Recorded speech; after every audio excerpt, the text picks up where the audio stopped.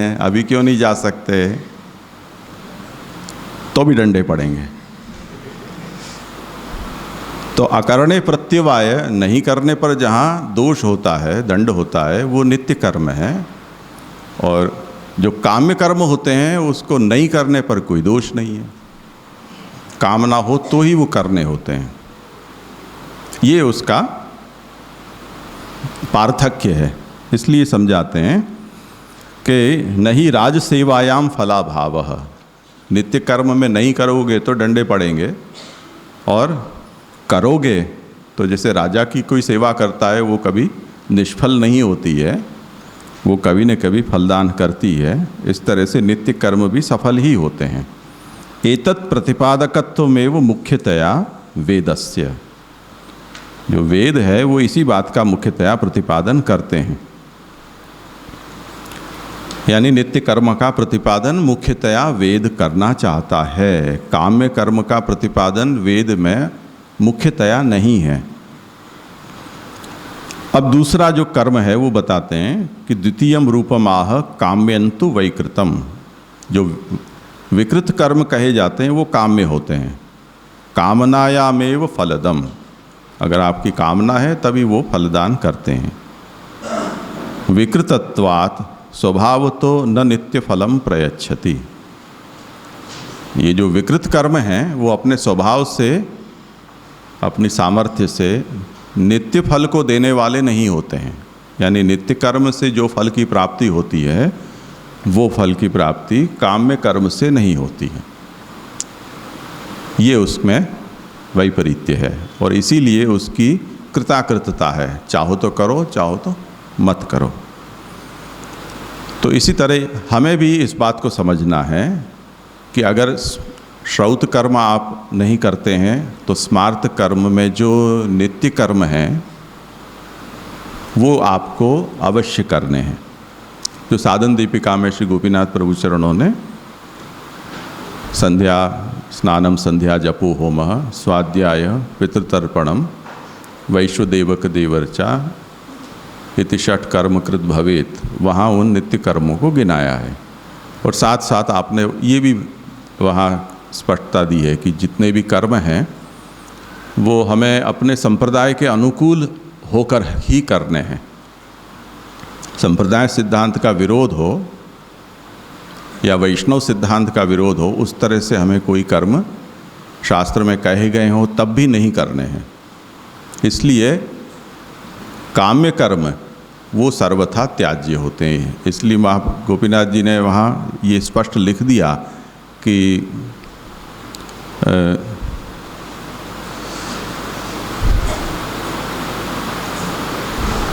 अगर कोई ऐसे कर्म, जैसे यहाँ हमने आज सुबह चर्चा की थी कि पशु हिंसा आदि जिसमें होती हो, या पर्व आदि के ऊपर ऐसे सकाम पदार्थों से उनका निरूपण किया गया है, उस तरह के जो कर्म हैं वो अगर नित्य रूप में भी कहे गए हों तब भी नहीं करने चाहिए, ऐसा श्री गोपीनाथ जी हमको आज्ञा करते हैं।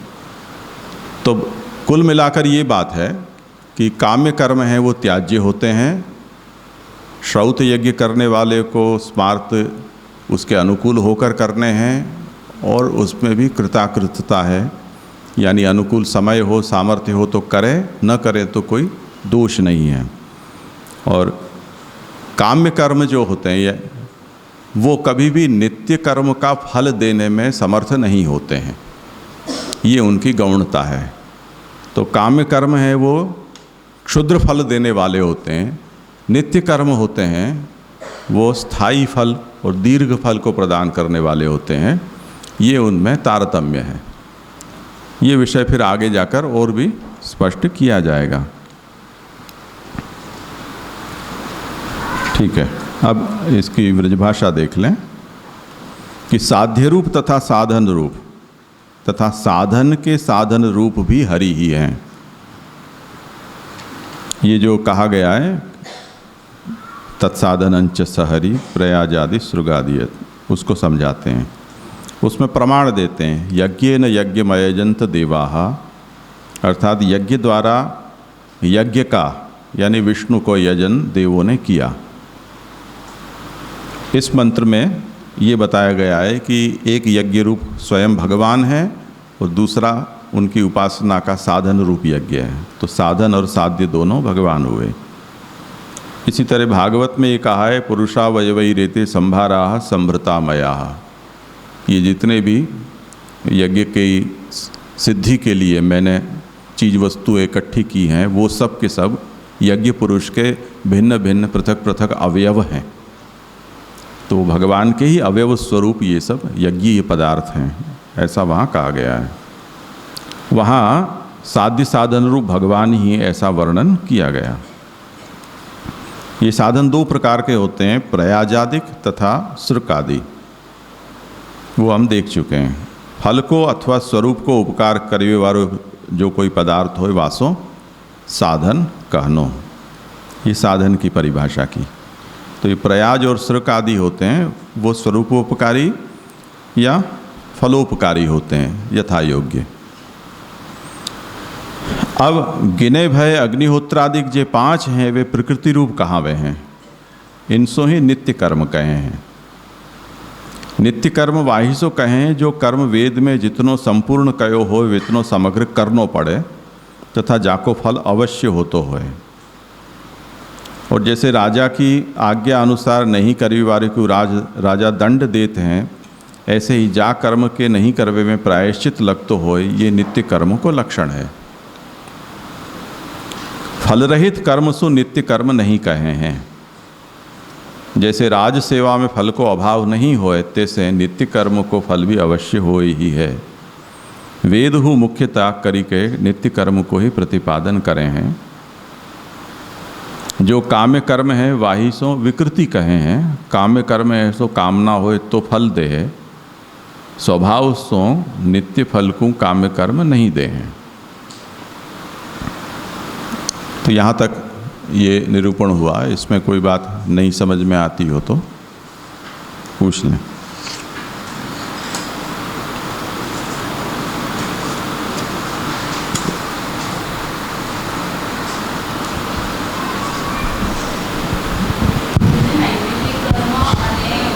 माइक लो भाई, पहले माइक लो।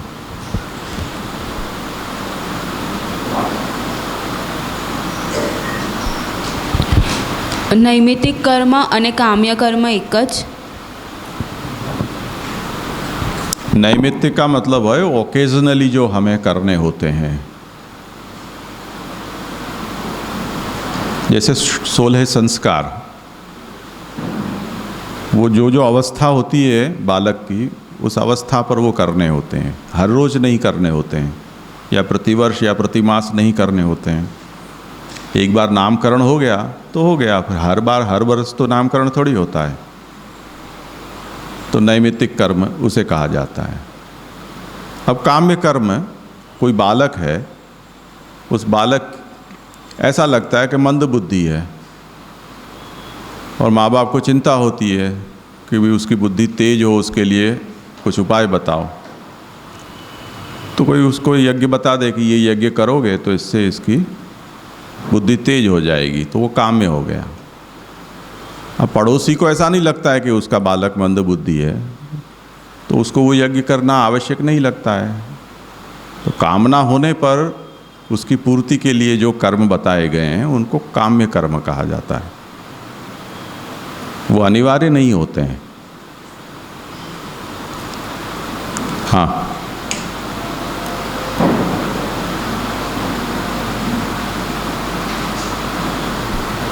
जे यह कहा ना कि विकृतत्वात् स्वभावतो न नित्य फलम प्रयच्छति। समझ ऐसी है कि जो प्रकृति यज्ञ है वहाँ में यदि कोई कामना है तो उसमें थोड़ा सा फेरबदल जो शास्त्र में बताया है उस प्रकार करने से वो विकृति यज्ञ हो जाते हैं, और वो जो कामना है उस प्रकार फल प्रदान करते हैं, वही यज्ञ। तो जैसे जो कामना के द्वारा यज्ञ किया गया है वो यज्ञ तो फिर स्वभावतः ही फल देता है ना। भले प्रकृति कर्म तो नित्य फल ही देते हैं, उसमें कोई कामना हो या न हो इससे उनको कुछ नहीं है, वहाँ तो आज्ञा करी है। तो फिर यहाँ ये जो आज्ञा करी उसको कैसे समझा जाए? ये स्वभावतः न नित्य फलम विकृत यज्ञ, उसको कैसे समझना? ये सुबह इसीलिए मैंने वो आपस्तंभ श्रौत सूत्र का दृष्टांत लिया था यूप का, कि यूप कौन से वृक्ष की लकड़ी का बनाना है वो आपकी कामना के ऊपर निर्भर है।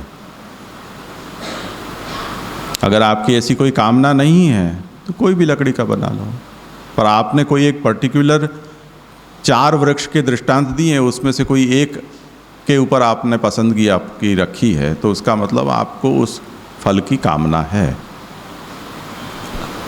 ये उसका मतलब हुआ। अथवा जो कोई भी वृक्ष की लकड़ी आपको उपलब्ध है 4 में से, वो आप रैंडमली सिलेक्ट करके और उसका यूप बना सकते हैं, पर संकल्प में आप उसके साथ जुड़ी हुई कामनाओं को नहीं बोलते हैं, तो वही कर्म है, वो निष्काम हो गया। ऐसा हाँ, यहीं पे समझ में नहीं आ रहा है कि जैसे जो भी लकड़ी हमने कामना से पसंद करी, फल तो वही विकृत प्रकार से किया गया यज्ञ ही हमें फल तो देता है ना, तो स्वभावतः फल तो यज्ञ से ही प्राप्त हुआ ना। सकाम कर्म निष्काम कर्म का फल नहीं दे सकते हैं। निष्काम कर्म का फल है वो आत्मसुख की प्राप्ति या ज्ञान सहित किया जाने पर यज्ञ नारायण का साक्षात्कार। वो विकृत कर्म है, वो आपको नहीं दे सकता है, चाहे कितना भी आप उत्तम पदार्थ लेकर क्यों ना आ जाएं, ये उसका मतलब है।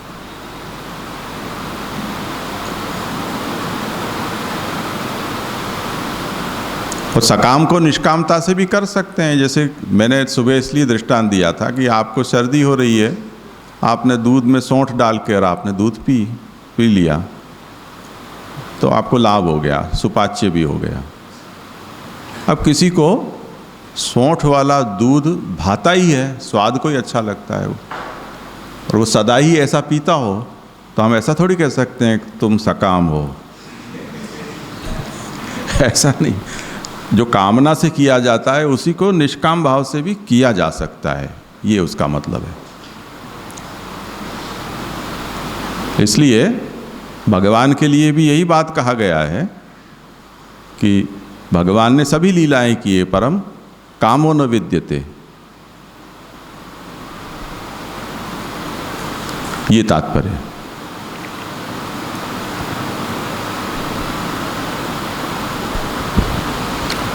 ये अभी आपने पहले बताया था कि कुछ वैष्णव जो है अपने मुख्य धर्म को छोड़ करके लक्ष्मी, गणेश, दुर्गा आदि अन्य देवी देवताओं की पूजा में लग गए हैं। तो इसमें एक तो गोसाई जी के वैष्णव ने देवी को वैष्णव बना दिया, उसका उदाहरण लेकर के उसको सिद्धांत मान करके आज हमारे अब क्या कहें बल्लभ बालक ही मान लें, किसी के घर में देवी कोई पुष्ट करे आए जाके तो वो अब उसमें गलती कहाँ से हो रही है? क्योंकि शिष्य तो जो है गुरु जहाँ बताए जी उस पर चलना चाहता है, लेकिन सिद्धांत के विरुद्ध जा रहा हो। और फिर उसको ये भी बता दिया कि तुम इनमें सकामता मत रखिए, निष्काम रहिए। तो निष्काम मान करके कोई गणेश जी को पूज रहा है, कोई शंकर जी को पूज रहा है, कोई देवी को पूज रहा है, इस तरह से लगे हुए। कोई लक्ष्मी पूजन कर रहा है। लक्ष्मी पूजन तो बड़े गाजे बाजे के साथ होता है, पर वे कह देते हैं कि हम तो ठाकुर जी के प्रसाद से करते हैं, कहीं हमारा हम तो निष्काम कर रहे हैं। तो ये बहुत बड़ी भ्रांति है, आपने भी इसमें बताया। सही बात है। तो अब ये क्या है कि जो आदमी सोता है उसको हम जगा सकते हैं, पर जागते हुए भी जो आंख मीच कर पड़ा है उसका क्या उपाय? उसको कोई नहीं जगा सकता है। तो अभी जो है वो ऐसी बातें चल रही हैं, तो उसमें हम लाचार हैं। જે એટલે જે વાત થઈ એમાં આપે જે કહ્યું એ પ્રમાણે જે નૃત્ય છે એમાં થોડીક કંઈક ચેન્જ કરવાથી જે યુપનું એક્ઝામ્પલ આપ્યું તો એ સકામ થઈ જઈ રહ્યું છે। હવે એ જે સકામ થઈ રહ્યું છે, જો એ સકામ લેશે તો એ નિત્યકર્મ પછી નહીં રહે, નિત્ય યજ્ઞ નહીં રહે, અથવા તો એને નહીં ગણવામાં આવે, એવી રીતે સમજવું। इनका प्रश्न सुनाई दिया? जरा माइक सरखू राखी ने हाँ प्रश्न हाँ, यानी मैं ऐसा पूछ रहा था कि अगर वो नित्य कर्म में थोड़ा सा फेरबदल करने से वो काम्य कर्म हो जा रहा है, तो फिर वो काम्य कर्म अगर उसको वो उस तरीके से करे तो फिर वो नित्य नहीं रहता है, ऐसा समझता हूँ। या फिर वो कामना पूर्ण नहीं हो रही, तो क्योंकि ये प्रश्न इसलिए उठ रहे हो क्योंकि जो आपने एग्जांपल दी है कि भाई हम दूध में सौंठ वो डाल के पी रहे हैं, तो उसमें दूध का जो स्वास्थ्यवर्धकता है वो भी मिल रही है और सौंठ का जो गुण है वो एडिशनल हो रहा है। तो उसी तरीके से अगर वो हम नित्य के साथ में काम्य तो एडिशनल आ रहा है, तो फिर वो काम्य ही गिना जाएगा या नित्य और काम्य दोनों गिना जाएगा? उसमें ऐसा है कि जितने अंश में काम्यता का मिश्रण होता है वो मिश्रित कर्म हुआ। मुख्यतया नित्य कर्म है, अंशतः काम्य है। पर सभी काम्य यज्ञ इस तरह के नहीं होते हैं कि जिनको नित्य कर्म में इस तरह से उसका बघार कर दिया या एक चम्मच डाल दिया, ऐसा नहीं होता है। बहुत से ऐसे यज्ञ होते हैं जो पृथक रूप से करने होते हैं, उनका नित्य कर्म से कोई लेना देना नहीं है। जैसे अग्निहोत्र आप कर रहे हो, करते आओ, दर्श पूर्णमास, चातुर्मास, निरूढ़, सोम, ये सब आप जैसे होते हैं उसको करते रहो। बीच में आपको कोई अलग कामना हो गई कि जिसमें शास्त्र ने ऐसा कोई विधान नित्य कर्म के बीच में नहीं बताया है कि इतनी 2 आहुति ज़्यादा डाल दोगे तो ये कामना हो जाएगी, तो आपको इन पंच यज्ञ के अलावा एक आध और कुछ अलग कर्म करना पड़ेगा जो फुल फ्लेज उससे स्वतंत्र होगा। तो वो पूरा का पूरा काम्य कहा जाएगा। और जो नित्य कर्म में बीच में थोड़ा बहुत अंदर मिला देते हैं वो नित्य कर्म है स्वरूपतः, अंशतः उसमें काम्य कर्म मिश्रित हुआ। ऐसा मिश्र यज्ञ का रूप होगा वो। क्योंकि अगर पूरा काम्य हो गया तो फिर नित्य न होने का दोष लगेगा, इसीलिए। हाँ, ठीक।